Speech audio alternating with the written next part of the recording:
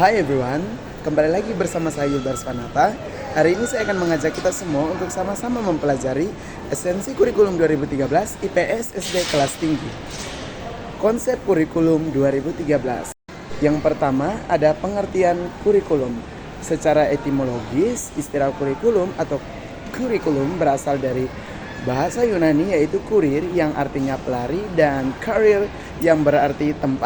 Berpacu dalam bahasa Prancis, istilah kurikulum berasal dari kata courir yang berarti berlari, to run.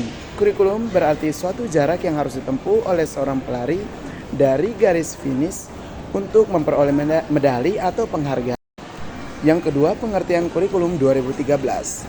Kurikulum 2013 merupakan sebuah kurikulum yang mengutamakan pemahaman skill dan pendidikan yang berkarakter. Siswa dituntut untuk paham atas materi, aktivitas dalam diskusi dan presentasi, serta memiliki sopan santun, berakhlak, dan memiliki disiplin yang tinggi. Kemudian ada pendidikan ilmu pengetahuan sosial. Yang pertama, pengertian ilmu pengetahuan sosial. Ilmu pengetahuan sosial adalah suatu bahan kajian yang terpadu yang menyiapkan penyederhanaan, adaptasi, seleksi dan modifikasi dari yang diorganisasikan dari konsep dan keterampilan-keterampilan sejarah, biografi, sosiologi, antropologi, dan ekonomi. Yang kedua, pengorganisasian isi materi IPS. Pengorganisasian pembelajaran adalah suatu konsep di mana organisasi dianggap mampu untuk terus-menerus melakukan proses pembelajaran mandiri atau self-learning, di mana organisasi tersebut memiliki kecepatan berpikir dan bertindak dalam merespon beragam perubahan yang muncul. Yang ketiga, tujuan IPS bagi peserta didik. IPS bertujuan untuk mengembangkan sikap belajar yang baik. Artinya dengan belajar IPS, anak memiliki kemampuan menyelidiki untuk menemukan ide-ide, konsep-konsep baru, sehingga mereka mampu melakukan perspektif untuk masa yang akan datang. Selanjutnya, karakteristik peristiwa, fakta, konsep, dan generalisasi. Karakteristik pembelajaran IPS SD kelas tinggi.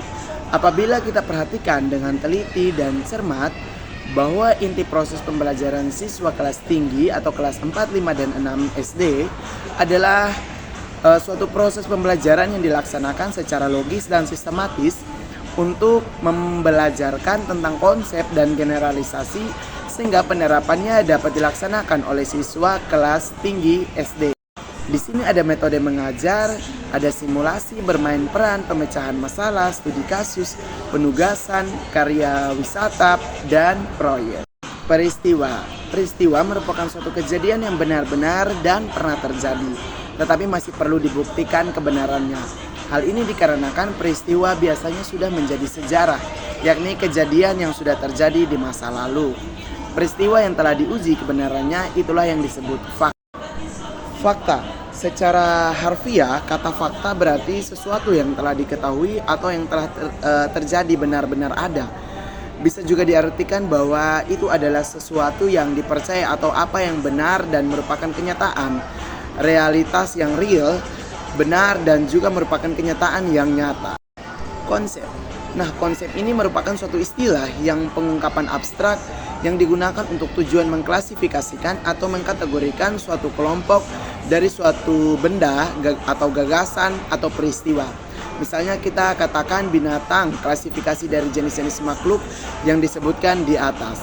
Jika kita sebutkan kata keluarga, maka ke dalam konsep keluarga itu termasuk bapak, ibu, anak, saudara, dan sebagainya. Sedangkan generalisasi ini merupakan hubungan antara peristiwa, fakta, dan konsep. Generalisasi dapat disimpulkan bahwa konsep menghubungkan fakta-fakta dan generalisasi menghubungkan beberapa konsep.